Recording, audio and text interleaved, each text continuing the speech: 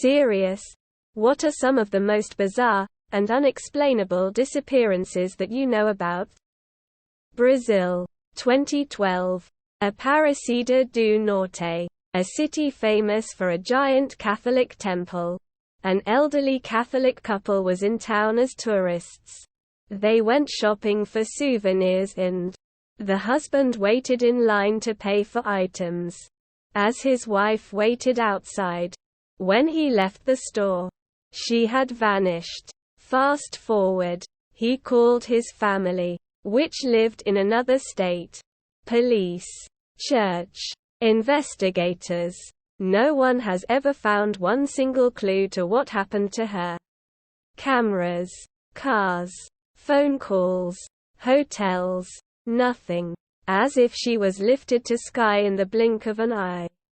The husband is still alive. His adult children keep searching for her. One of their children even talked to drug dealers, searched forest areas, and nothing. The appalling detail is that there is literally not one single hint of her whereabouts. The couple is called Delma and Beatriz Wink. In 1984, a girl named Kelly Disney went missing after having a fight with her boyfriend at a party. A pair of officers were among the last people to see her, and they said she told them she was walking to a friend's house. Her family searched for her, but the cops deemed her a runaway. So the case went cold. 10 years later, someone finds a skull in a car at the reservoir where people went to party. He went to take it to the police station, but it was Saturday, so they were closed. So what did he do? He took it home and washed it with DISHSOAP. They were able to confirm it was Kelly Disney's skull, and that there were signs of trauma. But it led nowhere. Some locals believe it was the boyfriend. Others think there may have been a serial killer in the area. As 4 more girls went missing after Kelly. All of them went missing while walking at night, although 2 of the girls were taken together. The missing boy of Somosierra. He disappeared in a truck wreck in 1986.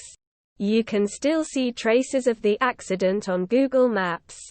https://unresolvedmysteries/comments/3pjs22/missing_boy_the_strangest_varnies. Hing. Jason Jolkowski was a 19-year-old from Omaha who disappeared without a trace in June 2001 on his way to work. What's baffling about the case is how quickly it happened.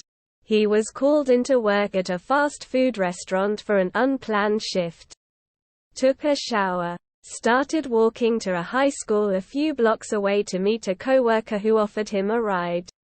And just vanished somewhere on that walk. People go round and round on internet message boards about what they think happened. But there have never been any clues to substantiate what happened. David Glenn Lewis. https://mysteriousuniverse.org/2021/01/the-bizarre-disappearance-of-David-Lewis/ disappears on Super Bowl Sunday in Amarillo, TX in 1993. With a freshly made sandwich in the fridge and the VCR set up to record the game. His wife and daughter return home from a trip a few days later to find him gone, but his watch and wedding ring in the house. His car is found at the courthouse in Amarillo. 4 days later he's the victim of a hit and run as he's walking on the side of the highway in Moxie, Washington. It takes over 10 years to identify his body and no one knows how he got there or why he was in Washington. There's a lot of weird details in this one. He was a lawyer and had expressed fear to his wife that his life was in danger. Worth reading up on. Lars Mittank still got me fucked up, bro. He's just seen on an airport security camera and then sprints out and scales a fence. Runs into the woods and is never seen again. Why was he running? What was he running from? Where did he end up? The whole thing is so confusing. Glenn and Bessie Hyde.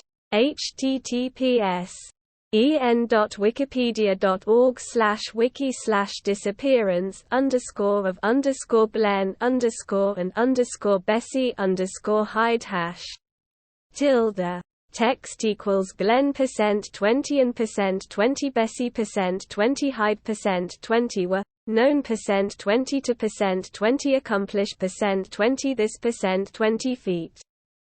Back in the late 1920s, the newlywed couple attempted to kayak the rapids of the Grand Canyon. But both disappeared without a trace. Their kayak was found with much of their equipment in it. But the trail quickly went cold.